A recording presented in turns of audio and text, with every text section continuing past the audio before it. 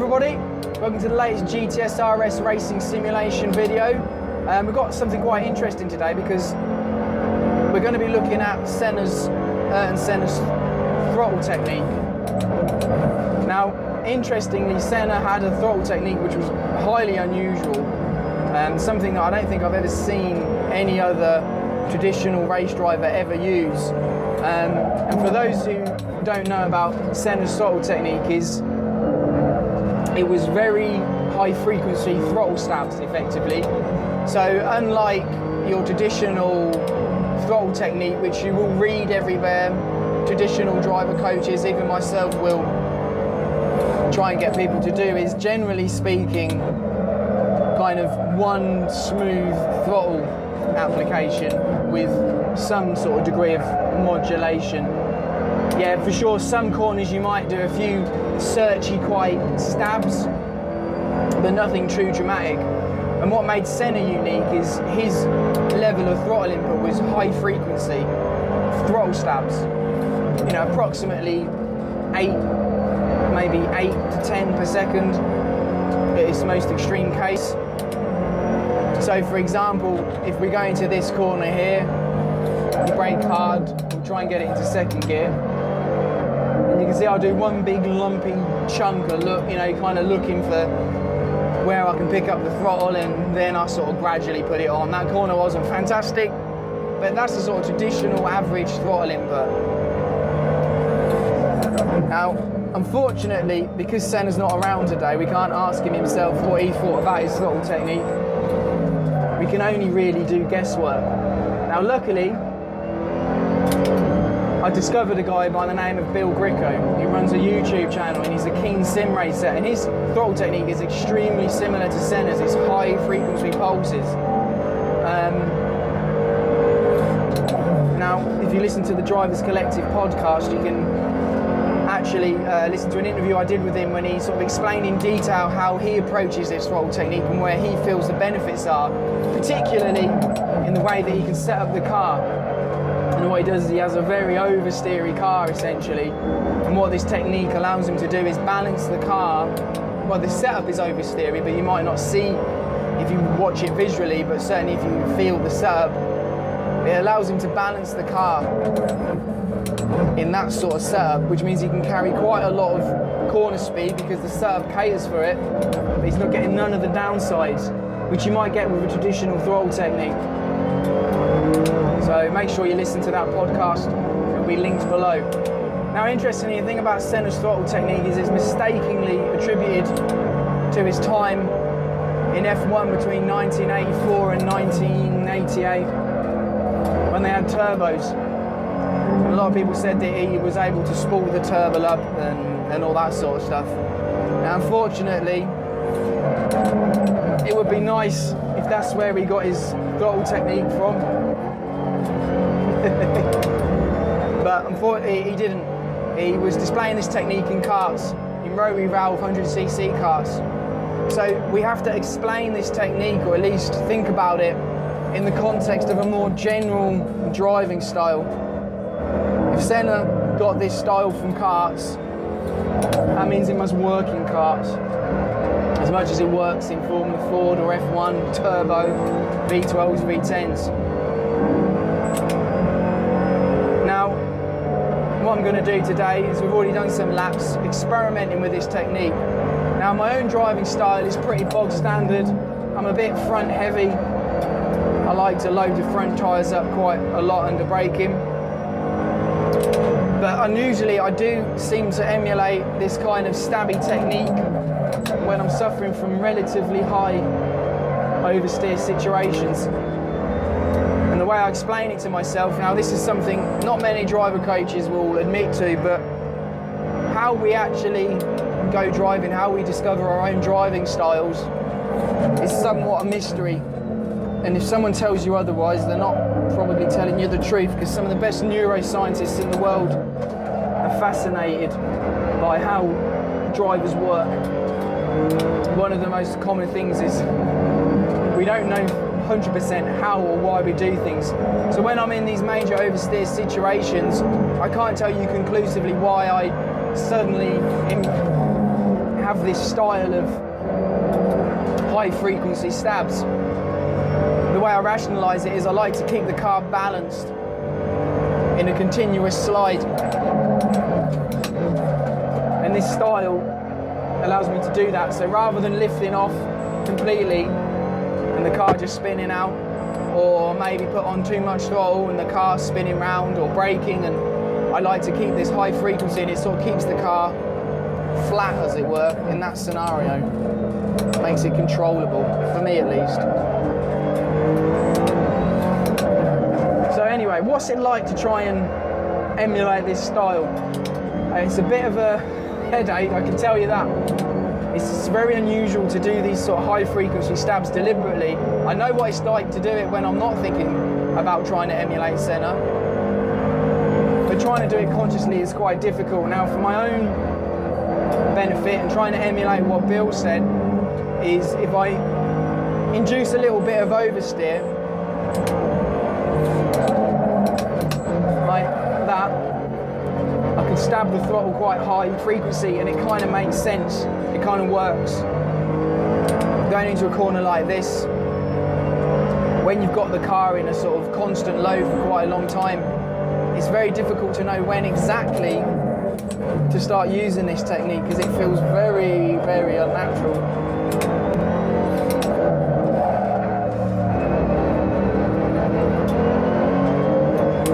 But that didn't feel too bad. The more you do it, the more you kind of start to understand it. I don't think it's something you can overly sort of vocabularise and describe to people. You just have to try it and get a feel for it.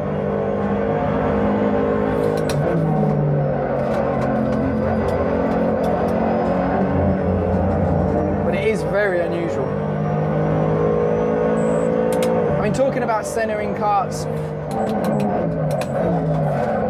is interesting. I've done a lot of karting myself, particularly in podless rotary valved 100cc karts, similar to what Senna raced. And if you watch Senna very closely, whether it's Paris Bercy in '93, or whether it's Brazilian Championships in the late 70s or 80s, he gets on the throttle with this technique very early. So he'll tend to pitch the car in, because they only have rear brakes. They'll have a bit of opposite lock going into a corner, and if you watch his feet, he's damping the throttle.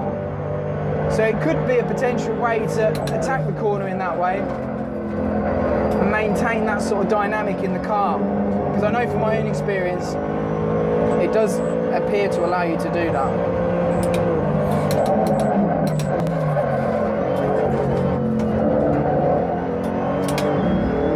See, I'm doing a bit of mix of both throttles here while I'm talking to you, because it is actually very mentally fatiguing,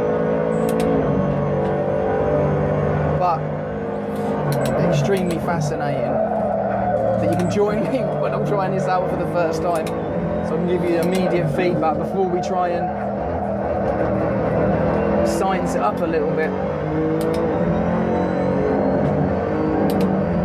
Because in reality, with this sort of stuff, there isn't much conclusive evidence, unless anybody's out there who's got some data.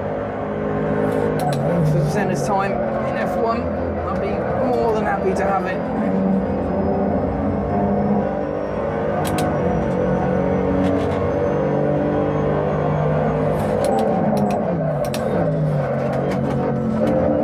So let's try and do a lap. Let's try and do Senna's throttle technique.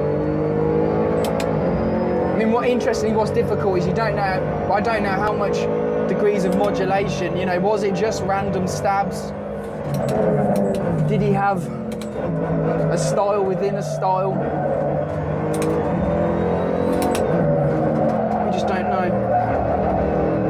I mean, interestingly, the conversation with Bill, it explained to us that in more modern vehicles, whether you have fly-by-wire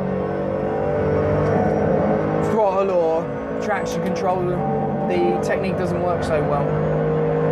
Because modern cars, the electronic systems have sort of eliminated the degree of which you can have your own style. And whether it be karts or cars, there's been a certain amount of homogenization. You know, you have to be pretty goddamn good to spot the difference of styles between drivers in F1 or whatever. And it's the same with karts. So maybe the technique itself is out of date. Or maybe it isn't, maybe there's room for it. Maybe there's room for it to be taught.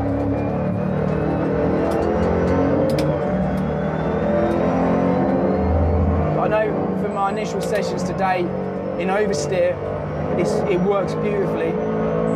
It makes sense. At least it feels like it makes sense.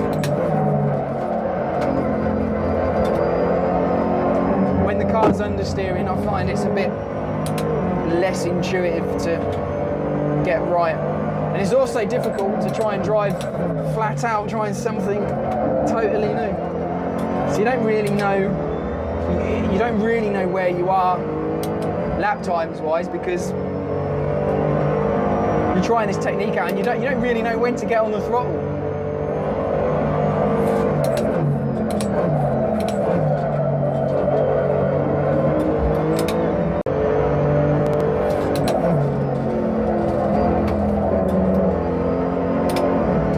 Okay, now Usmaan's going to have a go. See, for me, the Senna throttle technique works good in those kind of situations where the car's quite stable, but I'm chasing the throttle rather than trying to control the oversteer. So what feels natural to you is to control the oversteer with the, you know, when you're oversteer situation and using high frequency to balance the car. I'm the opposite, I like it for stability purposes.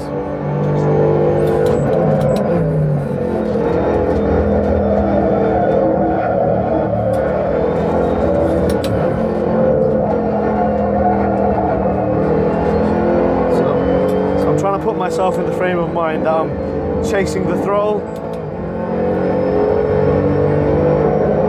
but the fact that I'm doing it consciously makes it very difficult.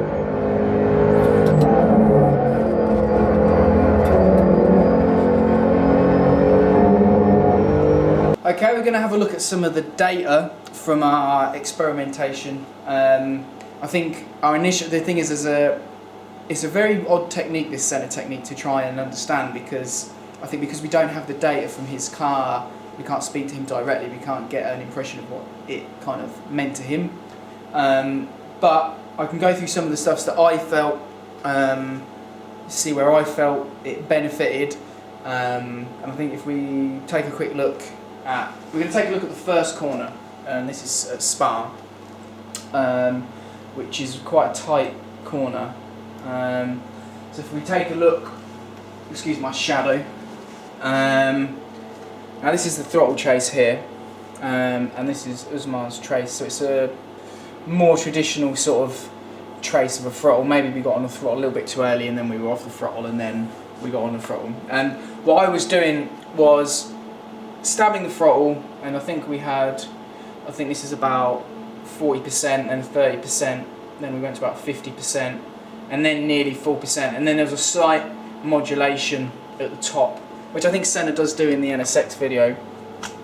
Now, interestingly, what this technique does, I think, on the slower corners, and this is conjecture, I mean this is what I'm interpreting from my own feeling and some of the data. It sort of has a pseudo kind of traction control effect. So if you're to get on the throttle, say I'm going to hypothesize here what happened here. So on the grey line, which is the other lap, the comparison lap,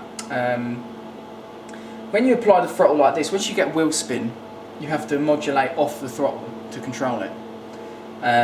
So you get on and the rear goes, and you have to save it by coming off the throttle and then making the car straight and then getting on the throttle again. With this technique, I found that my instances of exit oversteer in tight corners was reduced, because effectively as soon as the car is in an oversteer scenario, you're sort of off the throttle anyway, so it kind of stops that sort of progressive oversteer moment, because you're already off the throttle, and it's a very difficult thing to describe. But rather than coming out of the corner and going and then trying to save it, you're more like you're never in, or rarely in, a moment of exit oversteer in tight corners. I mean, it still does happen, But this sort of technique kind of reduces the probability.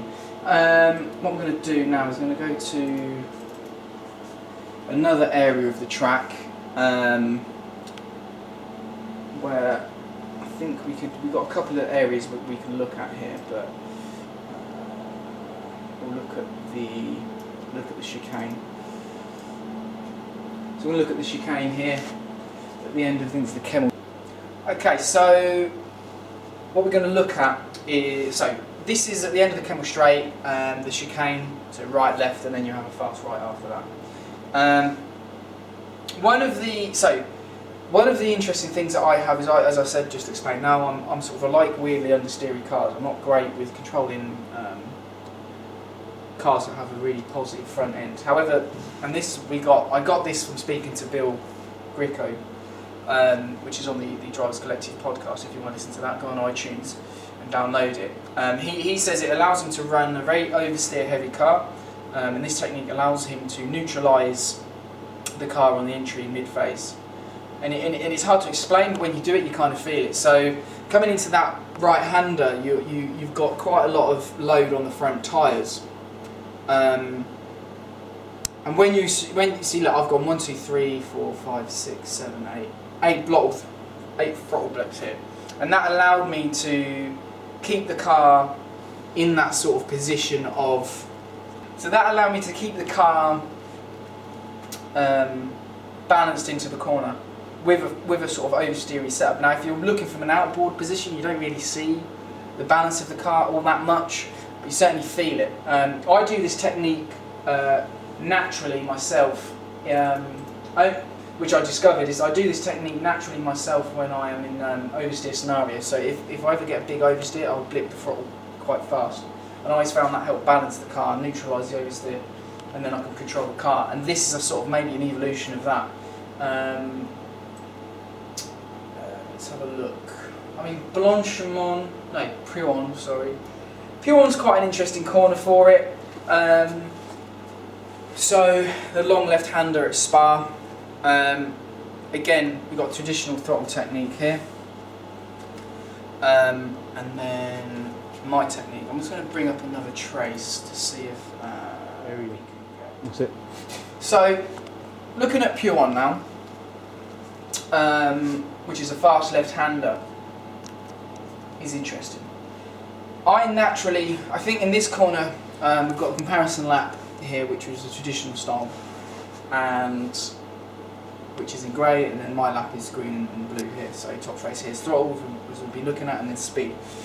As you can see here, weirdly with this throttle technique is you kind of have to get on the throttle really, really early for it to make sense. If you're sort of waiting in the corner to then start blipping the throttle, it kind of feels like it's too late. That's why I think it's got a dynamic element to it. I believe Senna might be trying to control the dynamic of the car into the corner as much as acceleration. And you can see I've hit the brakes a bit later, and so I've got them off the throttle, so you can assume I've hit the brakes a bit later. So I'm carrying more speed in, which you can sort of see on the trace here. But I am getting on the throttle, despite carrying more speed in, I'm getting on it earlier in the corner. And this is all a sort of balancing technique. You're sort of trying to keep the car in that sort of oversteer or front orientated manner. I don't quite get the best exit, but I gain a lot on the entry. So though this technique, I think you can get to the throttle 100% earlier in the corner, and then there are certain differences in the lap. We can certainly do a lot more practice to try and get it perfect. But I think this corner illustrates that you're carrying the more speed in, and I will point the car in as hard as I can, and this allows me not to spin out.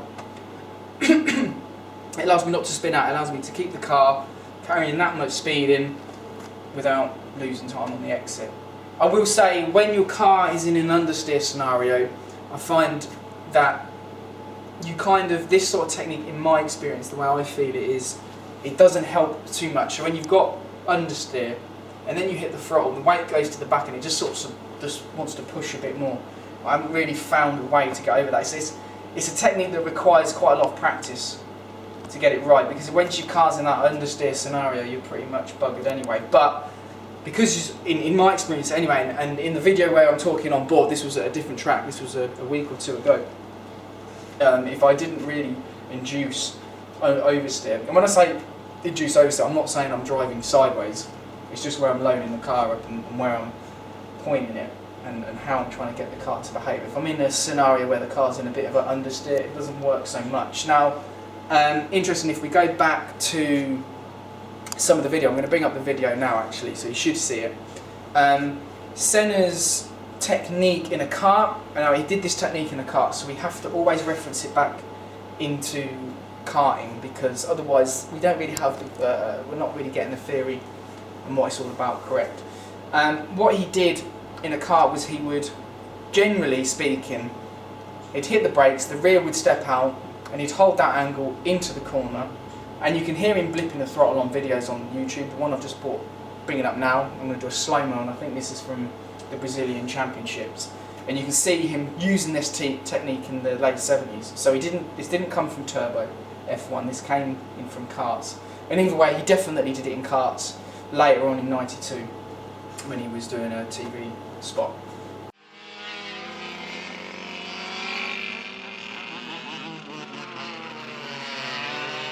That's where maybe this throttle technique come from. But it's an interesting technique. We haven't quite got to the bottom of it completely. However, once you start doing it, it starts to become more natural and it starts to become more instinctively correct. I think the biggest difference I found was slow speed corners. I kind of blip the throttle a little bit in mid speed and high speed corners anyway, so it kind of makes sense. And my oversteer, when I get extreme oversteer, I do it naturally. But the slow corners, I didn't have the rear stepping out so much, and I wasn't losing that tenth or two with the rear stepping out. But yeah, I think we're almost to the bottom of it. Definitely something very fascinating. It takes a long time to habitualise to, because it feels quite strange to stand in the throttle when you feel like you should be blending it in. But yeah, great. I hope this all makes sense. Thank you for watching. Make sure you subscribe to our videos because we want to bring you more content like this. Want to sort of let you see what's behind the curtain. When we work with drivers, we want to make sure that you know we're working hard to kind of bring you new information. But this is kind of a fun thing for us because we don't have much scientific data to work across. You know, maybe the visual stuff it's a bit easier to make statements and the brain stuff. But yeah, thank you for watching. Yeah, as I said, make sure you subscribe. Listen to the podcast with Bill Gricko on the Drivers Collective. He's the guy that does this like instinctively, and he's got a really interesting insight. And yeah, thanks for watching.